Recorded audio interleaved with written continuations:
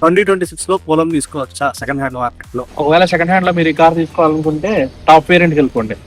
అంటే ఇప్పుడున్న కార్లలో బ్లూటూత్ కనెక్టివిటీలు, సాంగ్ ఆడియో సిస్టమ్లు ఇవన్నీ ఈ కార్లో లేవనే ఫీలింగ్ మీకు రాకుండా ఉంది. Steering mounted audio controls, phone call controls ఇక్కడ స్టీరింగ్ తోనే ఇచ్చారు. ఇంకపోతే దీని ఆడియో సిస్టమ్ FM, బ్లూటూత్ అన్ని ఉంటాయి. మన కాల్ కూడా కనెక్ట్ అవుతుంది. దీని ఏసీ విషయానికి వస్తే ఆటోమేటిక్ క్లైమేట్ కంట్రోల్ తో వస్తుంది. అయినా కూడా ఫిజికల్ బటన్స్ ని మిస్ చేయలేదు. ఇంకా ఇది 2015 లోనే టెలిస్కోపిక్ టిల్ట్ 2 అడ్జస్ట్మెంట్ తోటి స్టీరింగ్ వస్తుంది. ఇకపోతే ఇక్కడ మనకి రెయిన్ సెన్సింగ్ వైపర్ కంట్రోల్స్ తో పాటు మన వైపర్ ఆన్ ఆఫ్ స్విచ్ కూడా ఇక్కడే ఉంటుంది. ఇంకా మన డ్రైవర్ డోర్ దగ్గర అన్ని కంట్రోల్స్ ఇక్కడే ఉంటాయి, మన చేతి దగ్గరే ఉంటాయి. మన రియర్ వ్యూ మిర్రర్స్ అడ్జస్ట్ చేసుకోవడానికి ఇది లాక్ అన్లాక్ కోసం ఈ బటన్స్. మనకి బూట్ ఓపెన్ చేయాలన్నా, ఫ్యూయల్ ట్యాంక్ ఓపెన్ చేయాలన్నా ఈ అన్లాక్ బటన్ నొక్కితే సరిపోతుంది. దీనికి సపరేట్ గా వేరే హ్యాండిల్స్, వేరే స్విచెస్ ఏమి ఉండవు. 4 విండోస్ ని అప్ చేయడానికి, డౌన్ చేయడానికి ఇక్కడే ఆప్షన్ ఉంటుంది. దాంతో పాటు విండోస్ కి చైల్డ్ లాక్ చేయడానికి కూడా ఆప్షన్ ఇక్కడే ఉంటుంది. ఇంకా ఫైనల్ గా 2026 లో ఈ కార్ మనం కొనుక్కోవచ్చా అంటే కొనుక్కోవచ్చు. కాకపోతే ఈ కార్ మెయింటెనెన్స్ కొంచెం ఎక్కువ. దీని స్పేర్స్ ఏమన్నా డ్యామేజ్ అయ్యి మనకు స్పేర్స్ కావాలంటే అవి చాలా కాస్ట్లీ.